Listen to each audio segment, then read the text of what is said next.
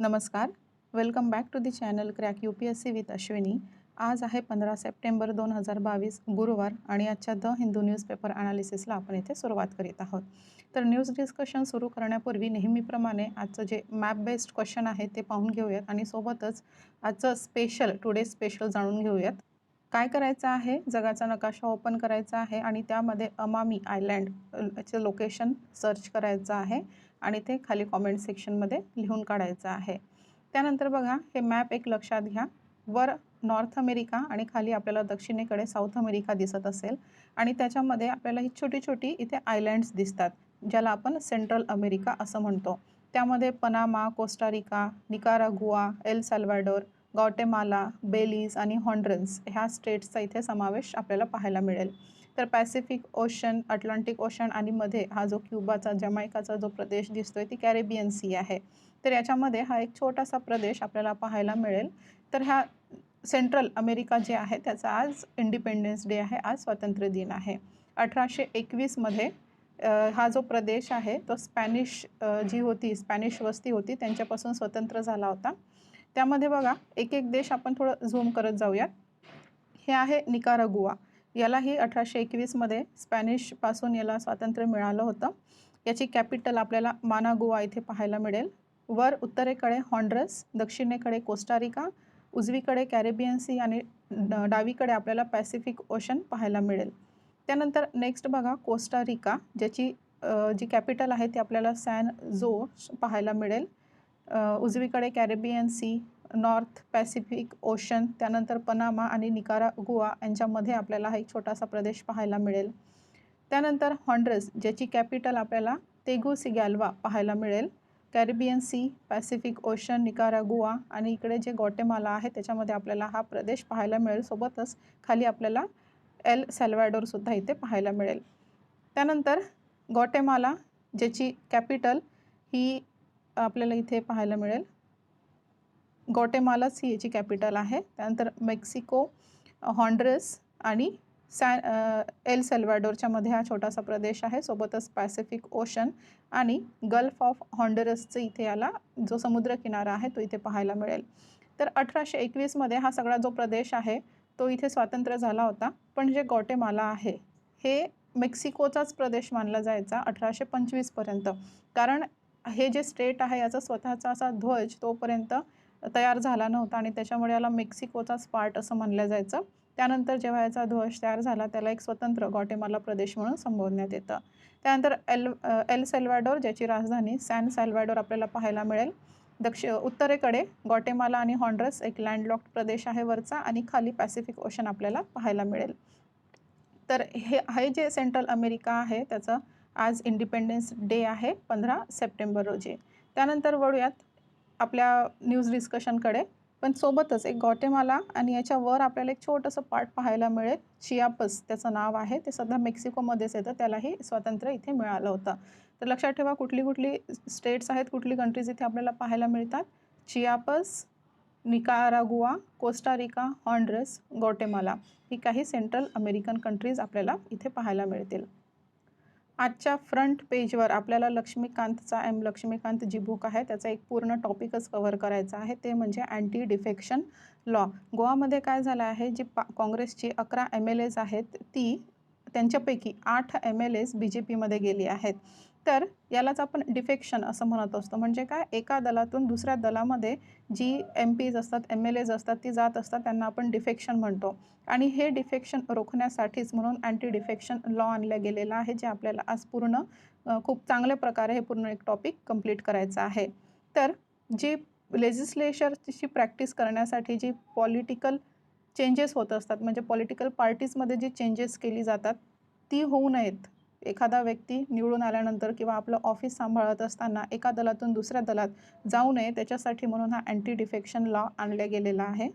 सुरुवातीला आपल्या जे कॉन्स्टिट्यूशन आहे त्याच्यामध्ये 8च स्केड्यूल आपल्याला पाहायला मिळतात. त्यानंतर 1985मध्ये 10वं स्केड्यूल ॲड करून 9वं आणि 10वं स्केड्यूल ॲड झालं. त्याच्यापैकी 1985मध्ये 10वं स्केड्यूल ॲड केलं गेलं, ज्यामध्ये हे अँटी डिफेक्शन लॉ आणलं गेलं. ज्याच्यामध्ये आताच पाहिलं आपण, त्याचं जे टर्म असेल एखाद्या व्यक्तीचं, इंडिव्हिज्युअलसाठी हा लॉ आहे. तर एखाद्या व्यक्तीचं ऑफिस टेन्युअर असताना, टर्मवर असताना तो जर पार्टी चेंज करत असेल, दल चेंज करत असेल, तर त्याच्यावर हा अँटी डिफेक्शन लॉ इथे लागू होतो. तर अँटी डिफेक्शन लॉ म्हणजे नेमकं काय? तर MLAs किंवा MPs जर एखादा इंडिव्हिज्युअल पार्टी सोडून जात असेल, तर मी एखादा इंडिव्हिज्युअल म्हणण्यावर जास्त भर देते आहे, कारण त्याचं उत्तर आपण पुढे पाहूयात. तर बघा, जे MPs किंवा MLAs असतात, ती इंडिव्हिज्युअल जर एखादा सोडून जात असेल, तर हा ॲक्ट त्याच्यावर लागू होतो. 52वी अमेंडमेंट 1985ची 52nd जी अमेंडमेंट आहे, त्याच्यानुसार हा अँटी डिफेक्शन लॉ आणला गेलेला आहे. त्यानंतर जी MLAs किंवा MPs एकत्रितपणे जर दुसऱ्या दलामध्ये जात असतील, मी काय म्हटलं, एकत्रितपणे दुसऱ्या दलात जात असतील, तर त्यांच्यावर हे जे अँटी डिफेक्शन लॉ आहे ते काम करत नाही. तर 1985चं जे 52nd अमेंडमेंटनुसार अँटी डिफेक्शन आलं, त्याच्यामध्ये 1/3 मेंबर्स इतकी ही संख्या दिली होती. म्हणजे एखाद्या पार्टीचे 1/3 मेंबर जर दुसऱ्या पार्टीमध्ये एंटर झाले, तर त्यांना इथे अँटी डिफेक्शन लॉच्या अंतर्गत ती येत नव्हती. त्यानंतर 91वी एक अमेंडमेंट करण्यात आली 2003 मध्ये. त्यामध्ये काय करण्यात आलं, हे जे 1/3 होतं त्याची संख्या 2/3 इतकी करण्यात आली. म्हणजेच 2/3 जेव्हा एक ग्रुप, एका पार्टीचा एक 2/3 लोकांचा ग्रुप जर दुसऱ्या पार्टीमध्ये एंटर करत असेल, तर त्याच्यावर हा अँटी डिफेक्शन लॉ इथे लागू होणार. मग हे एखाद्यावर अँटी डिफेक्शन लावायचं, नाही लावायचं, त्याला डिस्क्वालिफाय करायचं ह्या बेसिसवर हे कोण ठरवतं? तर चेअरमॅन किंवा जे स्पीकर असतात त्यांच्याकडे ही पॉवर असते, की एखाद्याला ते ह्या बेसिसवर डिस्क्वालिफाय करू शकतील. हे डिफेक्शन जे आहे, दल बदलू जे आहे, ते कसं एखाद्या पॉलिटिकल सिस्टीमला अफेक्ट करू शकतं? तर जी मॅन्डेट्स असतात, इलेक्टोरल मॅन्डेट्स असतात, त्यांचं सबव्हर्जन इथे होऊ शकतं. जे फंक्शनिंग असतं गव्हर्नमेंटचं त्याला अफेक्ट होऊ शकतं आणि हॉर्स ट्रेडिंगला हे प्रमोट करतं. हॉर्स ट्रेडिंगला प्रमोट करणे म्हणजे काय? तर ही एक फ्रेज आहे, यूज केली जाते. कशासाठी? जिथे घोड्यांची बोली लावली जाते. म्हणजे काय? तर पैशाने विकत घेतली जाऊ शकतात, याची शक्यता ही इथे खूप जास्त प्रमाणात आपल्याला पाहायला मिळते. त्यानंतर एक अमित शहा यांचं एक स्टेटमेंट आहे, ते म्हणजे हिंदीच्या बाबतीत. हिंदीच्या बाबतीत का बरं? तर काल माहिती असेल 14 सप्टेंबर म्हणजेच आपलं जे हिंदी दिवस आहे, राष्ट्रीय स्तरावरचं हिंदी दिवस आपण सेलिब्रेट करत असतो. तर इथेच यांनी असं सांगितलेलं आहे, की जे सेंटर आहे किंवा जे ऑफिसेस आहेत, इन्स्टिट्यूट्स आहेत, त्यांनी हिंदीला इथे प्रमोट करावं. जास्तीत जास्त हिंदीचा वापर आपल्या कामकाजामध्ये करावा, असं यांनी सांगितलेलं आहे. तर हिंदी दिवस का बरं सेलिब्रेट करतो, त्याच्या मागचं बॅकग्राऊंड आणि सोबतच हिंदीबाबतची काही फास्ट फॅक्ट्स आपण इथे पाहून घेऊयात. तर 14 सप्टेंबर 1949 रोजी हिंदी ही ऑफिशियल लँग्वेज म्हणून हे अडॉप्ट केली गेली आणि तेव्हापासूनच आपण 14 सप्टेंबर हा हिंदी दिवस म्हणून साजरा करत असतो. 1950मध्ये देवनागरी स्क्रिप्ट असणारी आपली हिंदी ही ऑफिशियल लँग्वेज बनली आपल्या भारताची. जवळपास 45% जी इंडियन पॉप्युलेशन आहे ती हिंदी स्पीकिंग आहे. त्यानंतर हिला आपण नॅशनल लँग्वेजचा दर्जा देणार होतो, पण खूप स्ट्रॉंग अपोजिशन याला झालं, खूप स्ट्रॉंग अपोज करण्यात आलं होतं आणि त्याच्यामुळे काय झालं, तर सगळी जी काही लँग्वेजेस आहेत भारताची त्यांना नॅशनल लँग्वेज असं म्हणण्यात आलं. नॅशनल लँग्वेज नाही, ती लँग्वेजेस ऑफ इंडिया असं म्हणण्यात आलं. ठीक आहे, आपली कुठलीही अशी एखादी नॅशनल लँग्वेज नाही. जे इंडियन कॉन्स्टिट्यूशनचं पार्ट 17 आहे त्याच्यामध्ये जी काही ऑफिशियल लँग्वेजेस आहेत त्यांना इथे रिस्पेक्ट द्यावी त्याच्याबद्दलसाठीची इथे प्रोव्हिजन्स करण्यात आलेली आहेत. सोबतच आर्टिकल 343 आणि 344 जे आहे त्याच्यामध्ये ऑफिशियल लँग्वेजला डील करण्यासाठी काही प्रोव्हिजन्स देण्यात आलेली आहेत. आणि जे आपलं 8वं शेड्यूल आहे, ज्यामध्ये 22 ऑफिशियली और रिकॉग्नाइज्ड आपल्याला इंडियन लँग्वेज पाहायला मिळतील. त्यामध्ये 14 ही पहिले ॲड करण्यात आलेली होती, म्हणजे सुरुवातीलाच जेव्हा आपलं हे शेड्यूल अस्तित्वात आलं होतं. त्यानंतर हळूहळू करत आता ही टोटल आपल्याला 22 लँग्वेजेस पाहायला मिळत आहेत. त्यानंतर हिंदीबद्दल आपण फॅक्च्युअल डेटा पाहून घेऊयात.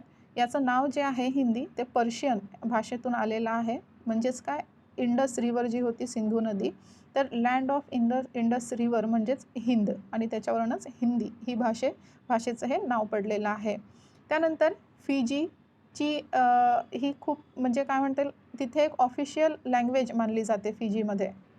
सोबतच सुरिनाम, गयाना, मॉरिशस, त्रिनिदाद आणि टोबॅगो इथेही रिजनल लँग्वेजसुद्धा आहे. त्यानंतर सेंट्रल हिंदी डायरेक्टरेट जे आहे गव्हर्नमेंट ऑफ इंडियाचं, ते हिंदी लँग्वेजशी जी काही रिलेटेड गोष्टी असतात त्यांच्यासाठी प्रोव्हिजन करण्याचं काम हे करत असतं. त्यानंतर मँडरिन, चायनीज, स्पॅनिश आणि इंग्लिश नंतर 4थ्या क्रमांकावर ही सगळ्यात जास्त बोलली जाणारी ही भाषा आहे. लक्षात घ्या, मॅन्ड्रिन चायनीज, स्पॅनिश, इंग्लिश आणि हिंदी. सोबतच Sri Lanka, UAE, Singapore, Australia, Pakistan, New Zealand आणि USA सुद्धा हिंदीचा खूप मोठ्या प्रमाणात वापर आपल्याला पाहायला मिळतो. तर बिहार हे पहिलं राज्य होतं ज्याने उर्दू रिप्लेस करून हिंदीला ऑफिशियल लँग्वेज इथे बनवलं होतं. त्यानंतर लल्लू लाल यांच्याद्वारे पब्लिश 1805 प्रेम सागर ही जी बुक आहे ती पहिली हिंदी बुक इथे मानण्यात येते. त्यानंतर वळूयात नेक्स्ट न्यूजकडे. 4 जे ट्राईब्स आहेत आपल्या भारतामध्ये त्यांना ST कॅटेगरीमध्ये इथे टाकण्यासाठी एक प्रस्ताव ठेवण्यात आलेला आहे. त्यांना टाकण्यात येणार आहे असं सांगितलेलं आहे. तर हिमाचल प्रदेशमधली 1, तामिळनाडूमधल्या 2 आणि छत्तीसगडमधली 1 अशा 4 ट्राईब्स ह्या ST कॅटेगरीमध्ये आता जाणार आहेत. तर कुठल्या ट्राईब्स आहेत त्या? हिमाचल प्रदेशमधली हाती ट्राईब आपल्याला पाहायला मिळते. त्यानंतर तामिळनाडूमध्ये नारीकोरावन आणि कुरीविकरन ह्या ट्राईब्स पाहायला मिळतात. सोबतच बिंजिया ही जी ट्राईब आहे ती छत्तीसगडमध्ये ST कॅटेगरीमध्ये आता तिला इन्क्लूड केल्या जाणार आहे. ही जी बिंजिया आहे ती झारखंड आणि ओडिशा येथे ऑलरेडी STमध्ये इन्क्लूड आहे, पण आता ती छत्तीसगडमध्येही त्याला लिस्टमध्ये टाकण्यात येणार आहे. त्यानंतर जी गोंड कम्युनिटी आहे 13 डिस्ट्रिक्ट्समध्ये आपल्याला पाहायला मिळते. कुठे? UPमध्ये ती ST पाहायला मिळते, ती SCमध्ये पाहायला मिळते, SC कॅटेगरीमध्ये. त्यानंतर तिला आता STमध्ये टाकण्यात येणार आहे. त्याच्यासोबतच तिची जी काही 4 सब कॅटेगरीज आहेत म्हणजेच कुठली? धुरिया, नायक, ओझा, पथरी आणि राजगोंड ही काही सब कॅटेगरीज आहेत गोंडची, त्यांनाही इथे ST कॅटेगरीमध्ये टाकण्यात येणार आहे. ट्राईब्सचा एक मोठा पट्टा एक लक्षात ठेवा. मी अगदी सोपं तुम्हाला सांगण्याचा प्रयत्न करते. जे आपलं ट्रॉपिक ऑफ कॅन्सर आहे, कर्कवृत्त जे आहे ते थोडं लक्षात आणा, ते डोळ्यापुढे आणा आणि तो जो पट्टा आहे त्या पट्ट्यामध्ये आपल्याला भारतात सगळ्यात जास्त प्रमाणात ट्राईब्स पाहायला मिळतात. म्हणजे इकडे गुजरात, राजस्थानपासून सुरू करा ते उजवीकडे जाताना मग मध्य प्रदेश, महाराष्ट्र, छत्तीसगड, झारखंड, ओडिशा, वेस्ट बेंगॉल आणि त्यानंतर मग ती 7 सिस्टर्स आपली आणि आसाम. तर याच्यामध्ये हा जो पट्टा आहे तो लक्षात ठेवा. त्याच्यामध्ये सगळ्यात जास्त प्रमाणात आपल्याला ट्राईब्स पाहायला मिळतात. तर ट्राईब्स म्हणजे कोण? ही ट्राईब्स ती आहेत जी अर्लिएस्ट सेटलर्स म्हणतात. इंडियन पेनिन्सुलामध्ये जी सगळ्यात पहिले आली त्यांना आपण ट्राईब्स असं म्हणतो, त्यांनाच आदिवासी असं सुद्धा म्हटलं जातं. तर ही जी कास्ट सिस्टीम आहे आपल्याकडे ती इंट्रोड्यूस होण्यापूर्वी सगळी लोकं जी होती ती ह्या ट्राईब्सच्या वेगवेगळ्या जी कॅटेगरीज होती त्यामध्ये डिवाईड करण्यात आली होती. आर्टिकल 366 जे आहे 25चं ती ट्राईबची डेफिनेशन आपल्याला देतं. जे आर्टिकल 342 नुसार असेल त्यांना ट्राईब्स म्हणण्यात यावं असं सांगितलेलं आहे. तर हे आर्टिकल 342 काय आहे? ट्राईब्ससाठी स्पेशलायझेशन पोहोचवून देण्याचं काम हे आर्टिकल 342 करत असतं. 1956च्या नुसार पाहिल्यास आपल्या भारतामध्ये 23% पॉप्युलेशन आपल्याला पाहायला मिळते ट्राईब्सची आणि 2011च्या सेन्सेसनुसार ही जी पॉप्युलेशन आहे ती 8.61% इतकी पाहायला मिळते. सेक्स रेशोच्या बाबतीत बोलायचं झाल्यास नॅशनल लेवलवर 940 फिमेल्स पर 1000 मेल्स असं आहे. तर ट्राईब्समध्ये आपल्याला हे अधिकच चांगलं म्हणजेच 990 फिमेल्स पर 1000 मेल्स आपल्याला पाहायला मिळतं. स्टेट लेवल पॅटर्नबाबत बोलूयात तर पंजाब, हरियाणा आणि दिल्ली, चंदीगड, पुदुचेरी यामध्ये कुठलाही ट्राईब इथे शेड्यूल करण्यात आलेला नाही आहे. तर त्या उलट मिझोरमचं 94.43% आणि लक्षद्वीपचं 94.79% हे शेड्यूल ट्राईबला बिलॉंग करतं. त्यानंतर छत्तीसगडमध्ये आपल्याला सगळ्यात जास्त पॉप्युलेशन पाहायला मिळते 30.62%. त्यानंतर झारखंड येते 26.21%. जर रफली म्हणायचं झाल्यास मध्य प्रदेश, महाराष्ट्र, ओडिशा हे 3 राज्य मिळून 1/3 जी पॉप्युलेशन आहे ट्राईबची ती इथे कॉन्ट्रीब्यूट करत असतात. सगळ्यात मोठी ट्राईब संथाल ही आहे जी आसाम, बिहार, छत्तीसगड, झारखंड, ओडिशा आणि वेस्ट बेंगॉलमध्ये आढळून येते. 2011च्या सेन्ससनुसार गोंड ही सेकंड लार्जेस्ट ट्राईब आपल्याला पाहायला मिळते. त्यानंतर एक महत्त्वाची टर्म आहे ती म्हणजे PVTG. यालाच आपण पर्टिक्युलरली वल्नरेबल ट्रायबल ग्रुप्स असं म्हणत असतो. जे आपलं 4th 5 इयर प्लॅन आहे त्याच्यामध्ये ही एक सब कॅटेगरी इन्क्लूड करण्यात आली जी मोस्ट वल्नरेबल ग्रुप्स असतात, म्हणजे ज्यांची संख्या फार कमी झालेली आहे आणि ज्यांना खूप चांगल्या प्रोटेक्शनची गरज आहे अशा कॅटेगरीजला आपण PVTGsमध्ये आणलेलं आहे. तर ही देबर कमिशन होती. लक्षात ठेवा ही कुठली कमिशन होती? देबर कमिशन, ज्याच्यामध्ये PVTGला इस्टॅब्लिश करण्यात आलं. यांच्यासाठी कुठला क्रायटेरिया देण्यात आला? तर pre agriculture level of technology, low level of literacy, economic backwardness, आणि डिक्लायनिंग किंवा एक स्टॅग्नंट पॉप्युलेशन. स्टॅग्नंट म्हणजे थांबलेली, एकतर ती वाढतही नाही आहे किंवा कमी होत नाही, त्याला आपण स्टॅग्नंट असं म्हणतो. आणि ही जी PVTGs असतात यांना आपण प्रिमिटिव्ह ट्रायबल ग्रुप्स असं म्हणत असतो. 2011च्या सेन्ससनुसार 75 PVTGs आपल्याला पाहायला मिळतात. एकूण 705 शेड्यूल्ड ट्राईब्सपैकी आणि ही 17 स्टेट्समध्ये पसरलेली आहेत. तर बघा PVTGचं जे कॅटेगरायझेशन आहे ते मिनिस्ट्री ऑफ होम अफेअर्स करत असतं, ना की मिनिस्ट्री ऑफ ट्रायबल अफेअर्स. बाकी जे ट्राईब्सचं काही कार्य असेल ते ट्रायबल अफेअर्स करत असतं, पण हे PVTGचं कॅटेगरायझेशन हे ministry of home affairs through होत असतं, लक्षात ठेवा. त्यानंतर ओडिशामध्ये आपल्याला हायेस्ट नंबर ऑफ PVTG पाहायला मिळतं आणि पंजाब आणि हरियाणामध्ये कुठलंही PVTG किंवा नॉर्मल ट्राईबसुद्धा आपल्याला आढळत नाही. लक्षात घ्या, छत्तीसगडमध्ये जी ट्राईब्स आहेत ती सगळ्यात जास्त प्रमाणात आहेत. ओडिशामध्ये जी पर्टिक्युलरली वल्नरेबल ट्राईब्स आहेत ती सगळ्यात जास्त प्रमाणात आहेत. सगळ्यात मोठा जो ट्रायबल ग्रुप आहे तो संथाल आणि सेकंड क्रमांकाचा येतो तो गोंड. आणि PVTG बाबत बोलायचं झाल्यास सहारिया हा सगळ्यात मोठा पॉप्युलेशन आपल्याला पाहायला मिळतो. त्यानंतर गव्हर्नमेंट काही स्कीम्स पण चालवत असतो PVTGसाठी, जसं वनबंधू कल्याण योजना, ज्यामध्ये सगळ्या स्टेट्सने काय करायचं आहे, कन्झर्वेशन आणि डेव्हलपमेंटल प्लॅन्स करायचे आहेत PVTGसाठीच. सोबतच जे scheduled tribes and other traditional forest dwellers act 2006 आहे त्याचं इनॅक्टमेंट करण्यात आलेलं आहे, ज्याच्यामध्ये ट्रायबल राईट्सला प्रिझर्व करण्यात येतं.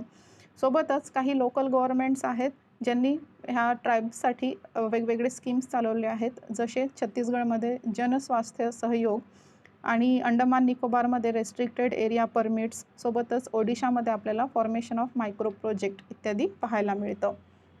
तर लक्षात घ्या, आपण छत्तीसगडमध्ये सगळ्यात जास्त प्रमाण पाहिलेलं आहे. सगळ्यात मोठ्या क्रमांकाची ती म्हणजे संथाल, सेकंड क्रमांक गोंड. त्यानंतर PVTGsमध्ये सगळ्यात जास्त नंबर आपल्याला ओडिशा येथे पाहायला मिळतो आणि सगळ्यात मोठी जी PVTG आहे ती आपल्याला सहारिया पाहायला मिळते. त्यानंतर जे आपलं झिरो हंगर गोल आहे त्यामध्ये सुद्धा ही ट्राईब्स जी असतात महत्त्वाचं योगदान देत असतात. म्हणजे कसं, फ्लडमध्ये किंवा ड्रॉटमध्ये जी सस्टेन करू शकतील अशा क्रॉपचं प्रोडक्शन ही करत असतात, जसं मोरिंगा झालं किंवा जी कोअर्स ग्रेन्स झाली, ज्वार, बाजरा वगैरे इत्यादींचं उत्पादन हे करत असतात आणि ज्याच्यामुळे झिरो हंगर गोलकडे सुद्धा आपण आपल्याला नेण्यासाठीही मदत करत असतात. त्यानंतर नेक्स्ट न्यूजकडे वळूयात. मागच्या 11 महिन्यांमध्ये सगळ्यात कमी आपल्याला होलसेल इन्फ्लेशन पाहायला मिळालेलं आहे ऑगस्ट महिन्यात, जे की 12.4% इतका आहे. तर नेहमी हा 13% किंवा 13.9% इतका राहिलेला आहे जुलैपर्यंत आणि तो ऑगस्टमध्ये 12.4% इतका आपल्याला पाहायला मिळालेला आहे. तर होलसेल इन्फ्लेशन हे कोण मोजत असतं, WPI होलसेल प्राईस इंडेक्सद्वारा हे होलसेल इन्फ्लेशन इथे मोजलं जातं. आणि मी काल सांगितलं होतं जे रिटेल प्राईस असतं ते कोणाद्वारे मोजलं जातं तुम्हाला सांगायचं आहे. तर रिटेल इन्फ्लेशनचं लक्षात ठेवा, ती वाढतेच आहे. सोबतच होलसेल जी इन्फ्लेशन आहे ती 12.4% आहे. रिटेल इन्फ्लेशनबद्दल बोलायचं झाल्यास आपलं एक थ्रेशोल्ड लिमिट आहे RBIने सेट करून दिलेली, ज्याला आपण 4 ± 2 असं म्हणतो. म्हणजेच 2 ते 6च्या दरम्यान जी इन्फ्लेशन आहे ती आपल्या इकॉनॉमीसाठी चांगली आहे असं म्हटलं जातं. पण आपण पाहतोय मागच्या काही महिन्यांपासून ती 7%, 7.5% इतका ती टच करते आहे. तर ही जे रिटेल इन्फ्लेशन आहे ते कोणाद्वारे मोजलं जातं ते तुम्हाला सांगायचं आहे, कॉमेंट सेक्शनमध्ये लिहायचं आहे. त्यानंतर आपण एक छोटीशी इथे पाहिलं होतं की जे राईस शिपमेंट्स आहेत, म्हणजे राईसचं, ब्रोकन राईसचं आपण जे एक्सपोर्ट आहे ते थांबवलं होतं. त्याच्यामागचं कारण देण्यात आलं होतं की जे ब्रोकन राईस आहे आपण ते ॲज अ फॉडर म्हणून यूज करत असतो, म्हणजे गुराढोरांना देण्यासाठी आपण ब्रोकन राईसचा वापर करत असतो. आणि आपल्याकडे काय त्याची आता जी लागवड आहे ती कमी झाल्यामुळे आपण हे एक्सपोर्ट थांबवलेलं आहे. आणि दुसरं महत्त्वाचं यूज म्हणजे ब्रोकन राईस आपण इथेनॉल प्रोडक्शनसाठी सुद्धा यूज करत असतो. तर इथेनॉलचं जे पर्सेंटेज आहे आपल्या फ्युएलमध्ये ते आपण हळूहळू वाढवणार आहोत आणि त्याच्यासाठी आपल्याला खूप मोठ्या आपल्याला राईसची गरज इथे भासणार आहे आणि त्याच्यासाठी म्हणून सुद्धा आपण एक्सपोर्ट इथे थांबवलं होतं. त्यानंतर आपलं जे न्यूज ॲनालिसिस आहे ते इथे संपवूयात. त्याच्यानंतर आपल्याकडे एक एक्सप्लेनर आणि एक एडिटोरियल, 2 खूप महत्त्वाची लेख आपल्याला आज इथे डिस्कस करायची आहेत. तर एडिटोरियलवर आपल्याला वॉटर क्रायसिसबद्दल लेखकांनी खूप चांगला इथे लेख दिलेला आहे. त्याच्याबद्दलचे काय कॉन्सिक्वेन्सेस आहेत आणि त्याच्यावर काय तोडगा काढायला पाहिजे याच्याबद्दल यांनी खूप चांगलं इथे सांगितलेलं आहे. तर श्रीकुमार चट्टोपाध्याय हे कोण आहे त्यांच्याबद्दल जाणून घेऊयात. एक्झाममध्ये नावं लिहायची अजिबात गरज नसते, कोणी लिहिलेला लेख आहे एखाद्याचं नाव इथे अजिबात लिहायचं नसतं. पण आपण पाहून घेतो जेणेकरून आपण जो अभ्यास करतो आहे त्याचा वास्ट आपल्याला किती आपण त्याला समजू शकतो, हे याच्यावरून कळतं. त्याच्यामुळे आपण हे कोण आहे ते थोडंसं पाहत असतो. तर हे फॉर्मर सायंटिस्ट आहेत, centre for earth science studies, Thiruvananthapuram येथे, आणि Indian council of social science research म्हणजे ICSSR नॅशनल फेलो आहेत, Gulati institute of finance and taxation, Thiruvananthapuram येथे. तर यांनी बघा खूप भयावह स्थिती सांगितलेली आहे. आज आपला भारतच नाही तर संपूर्ण देशात जी वॉटर स्कॅर्सिटी आहे आणि जे आपण फेस करणार आहोत पुढे, ते किती भयावह राहणार आहे ते इथे सांगण्याचा प्रयत्न केलेला आहे.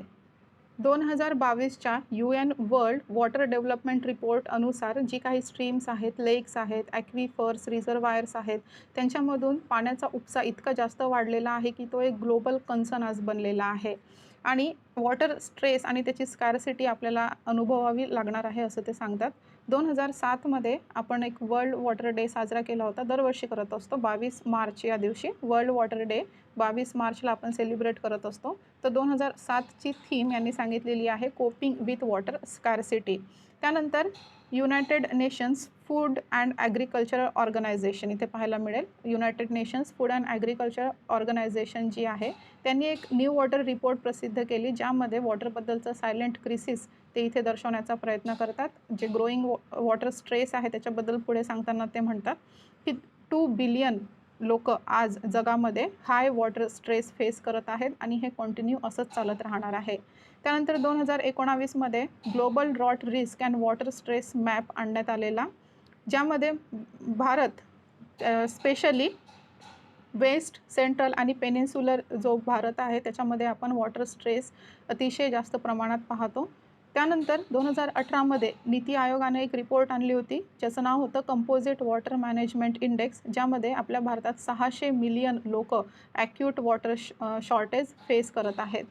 तर याचं ग्लोबल कन्सर्न आपल्याला पाहायला मिळतो, तो म्हणजे सेक्टोरल आणि रिजनल कॉम्पिटिशनचा आणि सोबतच रुरल अर्बन वॉटर ट्रान्सफरचा. म्हणजेच काय, तर पाण्याची कमतरता झाल्यामुळे अर्बन जो एरिया आहे तिथे रुरल एरियाकडून पाणी आणलं जातं आणि याच्यामुळे सेक्टोरल आणि रिजनल कॉम्पिटिशन आपल्याला पाहायला मिळतो. आणि हे जे रुरल अर्बन वॉटर ट्रान्सफर जे आहे ते 20व्या शतकापासून कितीतरी देशांमध्ये हे करत आलेलो आहोत, आजही आपण ते करत आहोत. 2019च्या एका रिव्ह्यू जे पेपर आहे त्याच्यानुसार ग्लोबली अर्बन इन्फ्रास्ट्रक्चर जे आहे ते खूप वाढलेलं आहे. इम्पोर्ट जे आहे पाण्याचं 500 बिलियन लिटर एका दिवसात इतकं इम्पोर्ट केलं जात आहे आणि जे ॲव्हरेज डिस्टन्स आहे ते आहे 27,000 किलोमीटर इथे कट केल्या जात आहे रोज. म्हणजे रोज एवढं 500 बिलियन लिटर पाणी 27,000 किलोमीटरपर्यंत इम्पोर्ट केलं जात आहे. 12% जी लार्ज सिटीज आहेत ती इंटर बेसिन ट्रान्सफरवर आज डिपेंडेंट आहेत.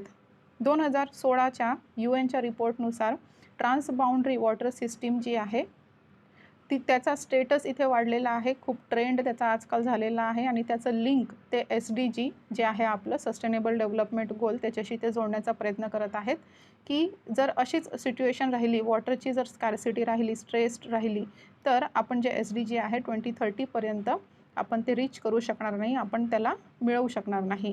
मग इथे 3 प्रकार हे देतात वॉटर कशा प्रकारे ट्रान्सफर केला जातो. एक म्हणजे बायोफिजिकल, दुसरा आहे सोशिओ इकॉनॉमिक आणि तिसरं गव्हर्नन्स. तर साऊथ एशिया त्याच्यामध्ये इंडिया आलाच, हा जो आहे एरिया त्याच्यामध्ये हाय बायोफिजिकल ट्रान्सफर आपल्याला पाहायला मिळतं आणि हायेस्ट सोशिओ इकॉनॉमिक रिस्क आपल्याला इथे अनुभवता येतील.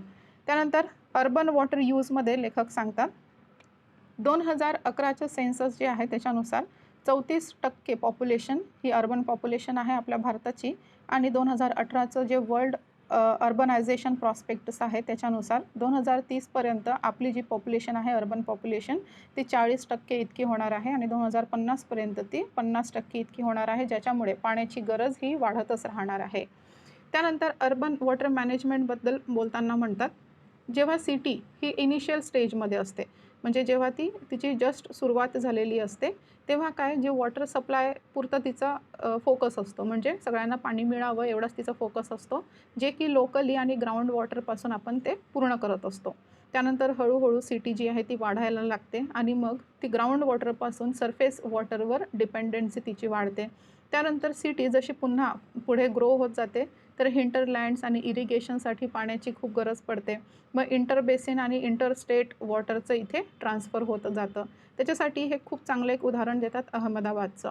अहमदाबादमध्ये काय झालं 1980च्या मध्यापर्यंत 80% ग्राउंड वॉटरचा वापर होत होता आणि त्याच्यानंतर मग हळूहळू ही जी डेप्थ आहे ग्राउंड वॉटरची ती 67 मीटर्स इतकी गेली आणि त्याच्यामध्ये मग पाणी हे आढळेनासं झालं. मग आता काय करतात तर नर्मदा कॅनल तिथे बांधण्यात आलेला आहे, सगळ्यांना माहिती आहे. म्हणजेच काय तर इंटरस्टेट आणि इंटर बेसिन पाण्याचा आता इथे वापर केला जातो. मग एक स्टडी करण्यात आली नागपूर आणि चेन्नईमध्ये, ज्याच्यामध्ये सांगण्यात आलं की रुरल आणि अर्बन डिस्प्यूट्स जी आहेत ती काही आता फार लांब नाहीत. म्हणजेच रुरलमध्ये ॲग्रिकल्चरसाठी पाण्याचा खूप मोठा वापर केला जातो. अर्बनमध्ये जे पाणी आहे ते ग्रे वॉटर आहे. म्हणजेच काय तर पाण्याची रिकव्हरी फार कमी प्रमाणात होते, रियूज फार कमी प्रमाणात होतं. म्हणजे पोल्युशनचं प्रमाण आपल्याला तिथे पाहायला मिळतं आणि त्याच्यामुळे मग रुरल आणि अर्बन जे वॉटर कॉन्फ्लिक्ट्स आहेत ती आपल्याला इथे पाहायला मिळतील, डिस्प्यूट्स आपल्याला पाहायला मिळतील आणि तो दिवस फार लांब नसेल आणि सोबतच क्लायमेट चेंजची साथ तर आपल्याला असणारच आहेत. म्हणजे काय इथे आपल्याला लूज सिच्युएशन पाहायला मिळते आहे. तर ही सिच्युएशन आपल्याला जर विन विन सिच्युएशनमध्ये कन्वर्ट करायची असेल तर त्यासाठी 3 उपाय इथे लेखक सांगतात. एक म्हणजे ॲक्टिव्हिटीज आपल्याला वाढवायला पाहिजे. जे रुरल अर्बन एरियाज आहे त्याच्यामध्ये आपल्याला ॲक्टिव्हिटीज खूप वाढवायला पाहिजेत. गव्हर्नन्स चॅलेंज आहेत ती वाढवायला पाहिजेत. सेकंड हे सांगतात की जी सिस्टीम पर्स्पेक्टिव्ह आणि कॅचमेंट स्केल बेस्ड अप्रोच आहेत ती वाढवायला पाहिजे. जे रिअलोकेशन आहे, डेव्हलपमेंट आहे, इन्फ्रास्ट्रक्चर इन्व्हेस्टमेंट आहे, रुरल अर्बन पार्टनरशिप आहे, सोबतच जी इंटिग्रेटेड अप्रोचेस आहेत वॉटर मॅनेजमेंटसाठी ती अडॉप्ट करायला पाहिजे. थर्ड इथे सांगतात इन्स्टिट्यूशनल स्ट्रेंथनिंग. इन्स्टिट्यूशनल स्ट्रेंथनिंग जे आहे ते खूप मोठा पॉईंट इथे आपल्याला एक चांगली अपॉर्च्युनिटी प्रोव्हाइड करून देण्याचं कार्य करेल. तर 75 वर्ष आपल्या भारताला झाली, आपण सेलिब्रेट केली. तर ही एक वेळ आहे एक्झामिन करण्याची, स्टेट्सला तिचं वॉटर रिसोर्सेस एक्झामिन करण्याची आणि जी डेव्हलपमेंट आहे ती सोबत इथे एन्श्युअर करण्याची गरज आहे असं इथे लेखक सांगतात. खूप चांगला लेख यांच्याद्वारे हा लिहिला गेला होता. वॉटर स्कार्सिटीची भयावह स्थिती आहे ते दाखवण्याचा इथे यांनी प्रयत्न केला. त्यानंतर नेक्स्ट आपल्याकडे आहे, काल एक छोटंसं आर्टिकल आलं होतं, एक बातमी आली होती की त्यामध्ये 4 नवीन ड्रग्सचा समावेश करण्यात आलेला आहे. कशामध्ये? जी इसेन्शियल मेडिसिनची लिस्ट आहे त्यामध्ये 4 नव्या मेडिसिनचा इथे इन्क्लूड करण्यात आलं होतं. तर ह्या 4 नव्या मेडिसिन कुठल्या आहेत? अँटी कॅन्सरस ड्रग आहेत, सोबतच जी सायकोथेरपॅटिक ड्रग्स आहेत त्यांचा इथे त्यांना इथे इन्क्लूड करण्यात आलेलं आहे. सोबतच आपण पाहिलं जी ट्युबरक्युलोसिस HIV औषध आहे बेडाक्विलिन, त्यालाही इथे स्थान मिळालं होतं. तर हे काम कोण करत असतं? Ministry of health and family welfare through he list केली जाते. अतिशय महत्त्वाची अशी ही लिस्ट आहे. इसेन्शियल मेडिसिन्स यामध्ये असतात, जी गरजेसाठी असतात, म्हणजे जी खूप आवश्यक आपल्याला महत्त्वाची मेडिसिन्स आहेत त्यांना इथे ॲड केल्या जातं. तर सगळ्यात पहिली जी आहे अशी जी लिस्ट आहे ती 1996मध्ये आणण्यात आली होती. ठीक आहे, आणि त्यामध्ये 279 औषधांचा इथे समावेश होता आणि त्यानंतर हळूहळू स्टेप बाय स्टेप याला रिवाईज केलं गेलं. 2001मध्ये, त्यानंतर 2011मध्ये, 2015मध्ये आणि 2022मध्ये याला रिवाईज केलं गेलेलं आहे. तर आता न्यू रिवाइज्ड जी लिस्ट आहे त्यामध्ये 384 औषधांचा आपल्याला समावेश दिसतो. त्याच्यामध्ये 34 न्यू ॲड करण्यात आलेली आहेत, तर 26 ही वगळण्यात आलेली आहेत. मग याचं पर्पज काय असतं? ही का इथे टाकली जातात लिस्टमध्ये? तर सेफ आणि इफेक्टिव्ह ट्रीटमेंट व्हावी. प्रायोरिटी डिझिजेस जे काही असतात, पॅन्डेमिकसारखी काही रोग असतात त्यांना इथे टॅकल करता यावं म्हणून सेफ आणि इफेक्टिव्ह ट्रीटमेंटसाठी यांचा समावेश केला जातो. दुसरं म्हणजे जी मेडिसिनचं यूज आहे त्यांना प्रमोट करण्यासाठी, त्यांचा रॅशनल यूज इथे होण्यासाठीही टाकली जातात. जी हेल्थ असते ती आपल्याला ऑप्टिमाइज करण्यासाठी, सोबतच मेडिसिन्सचं प्रोक्युरमेंट आणि सप्लाय करून देण्यासाठी सुद्धा ही मेडिसिन इथे लिस्ट तयार केली जाते. आपल्याकडे जी मेडिसिनची लिस्ट तयार होते त्याला आपण national list of essential medicines असं म्हणत असतो. लक्षात घ्या, national list of essential medicine. मग काय, एक इंटरनॅशनल लेवलवर, पूर्ण ग्लोबल लेवलवर एक लिस्ट जारी केली जाते World Health Organization through, WHO. त्याचं नाव आहे इसेन्शियल मेडिसिन. ठीक आहे, इसेन्शियल मेडिसिन लिस्ट आपली जी आहे ती national list of essential medicines आणि WHO जी जारी करते तिचं नाव आहे इसेन्शियल मेडिसिन लिस्ट. याचा क्रायटेरिया काय असतो? नॅशनल लेवलवर असेल किंवा ग्लोबल लेवलवर असेल तर एखादी मेडिसिन ह्या लिस्टमध्ये येण्यासाठी तिचा क्रायटेरिया म्हणजे इसेन्शियालिटी, म्हणजे तिची गरज, किती गरज आहे त्या औषधीची, त्याला आपण त्याच्यानुसार आपण ह्या लिस्टमध्ये त्याला टाकत असतो. त्यानंतर जे आपलं बदलणारं डिझीज बर्डन आहे, वेगवेगळ्या प्रकारचे आजार आपल्याला पाहायला मिळतात, तर ते डिझीज बर्डन, हे चेंजिंग डिझीज बर्डन आहे, त्याला ती किती प्रमाणात ती एखादी औषध टॅकल करू शकते, त्याच्यासाठी हा क्रायटेरिया इथे ठेवलेला आहे. त्यानंतर किती इफेक्टिव्ह आहे आणि किती सेफ आहे ते सुद्धा इथे पाहिलं जातं. आणि हे झालं इफेक्टिव्हनेस, आपण हेल्थ इफेक्टिव्हबद्दल बोललो. त्यानंतर चौथं एक क्रायटेरिया आहे, ते म्हणजे कॉस्ट इफेक्टिव्हचा, म्हणजे ती स्वस्त पण असायला हवी. तर स्वस्त म्हणजे किती, जे आपलं नॅशनल फार्मास्युटिकल प्रायसिंग ऑथॉरिटी जे असतं, त्याने जी किमती सेट केलेल्या असतात औषधांच्या, त्यांच्यापेक्षाही कमी दरात आपल्याला जी औषधं असतात ती मिळत असतात. त्यालाच आपण कॉस्ट इफेक्टिव्ह असं म्हणायचं. मग ही जी आपण पाहिलं 34 नवीन ॲड केल्या गेल्या आणि 26 काढल्या पण गेलेल्या आहेत. तर मग ह्या काढल्या कशा जातात किंवा ह्या डिलीट का केल्या जातात? तर पहिलं कारण म्हणजे त्याच्यावर जर बॅन आलं असेल तर ती औषधं ह्या लिस्टमधून काढली जाते. आणि दुसरं म्हणजे जर त्याची इफेक्टिव्हिटी कमी झाली असेल किंवा ती अनइफेक्टिव्ह राहिली असेल, एखाद्या रोगाशी लढण्यास ती असमर्थ राहत असेल, तरीसुद्धा तिला इथून काढलं जातं. जी स्टेट गव्हर्नमेंट्स असतात ती स्वतःची आपली स्वतः एक इसेन्शियल मेडिसिन लिस्ट इथे तयार करत असतात. त्यानंतर बघा, आजचं जे न्यूज ॲनालिसिस आहे ते इथे संपलेलं आहे. तर आजचं जे डिस्कशन आहे ते आपण इथेच थांबवूयात आणि उद्या परत भेटूयात. Thank you so much.